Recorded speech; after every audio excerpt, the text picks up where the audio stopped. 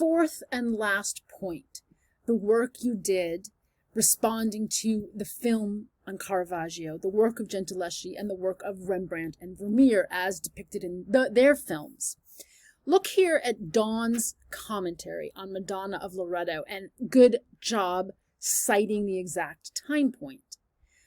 Depicting Mary as an ordinary person, just answering the door with an infant on her hip, is the complete opposite of how we have been taught to think of her. This is exactly right. She's identifying how the rebelliousness or the shock of Caravaggio's art, it depends on how it defies our expectations. Our expectations being a tradition of how we ought to think. And this is going to come up throughout this course, the idea that artists are working with traditions of how we think about things and then actually overturning those traditions. Notice that she goes on to add a sentence, the two pilgrims on their knees begging for salvation with their dirty feet full of calluses and sores. This is an example of bringing depth and detail to your writing. That's something I use a lot in my comments, is I say, maybe you need more depth and detail, or I say, this is very strong because you use depth and detail. Because she went from saying, this is showing us how to think of her in a way that is opposite of what we've been taught. And she goes on to say, well, let me show you what I mean. This idea of dirty feet goes against the idea of an ideal.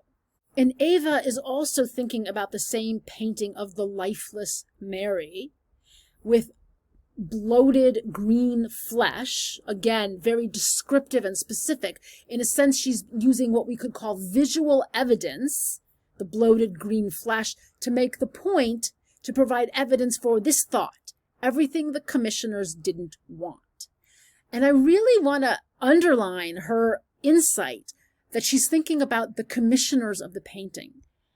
Artists in the 16th, 17th, 18th centuries are primarily serving a master, the paymaster, the patron, the commissioner, and they're usually trying to please them.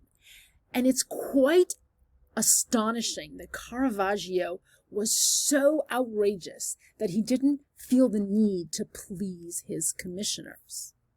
So Eva's point about what the commissioners want or don't want is critical, because what you're going to see as we move forward is that the art is going to change as the people who are its expected audience, its commissioners, its patrons, its audience, they are changing. The art is changing with them.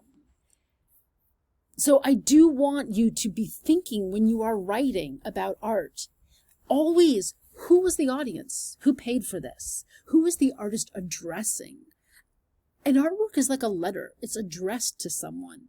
But who? I also want to come back to Eva's work as an exemplary case of really high achievement, because I want to show that that achievement is based on being very specific and concrete, just like in your first food exercise, where you were working with observation and description and what it meant to be precise, specific, concrete. She shows you that when she talks about Caravaggio separates the women from this evil act and even has the gushing blood spurt in the opposite direction, while Gentileschi's piece shows the blood squirting towards both of the women. This is what I would call a telling detail. She zooms in, she's looking so closely that she's noticing the blood spurt which direction? Opposite from the women or towards them? That's significant.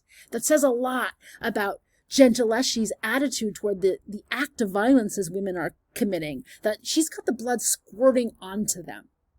Caravaggio doesn't. And this is a brilliant example of close looking, bringing you toward an observation of a detail that kind of is a linchpin, a key that turns the lock of meaning.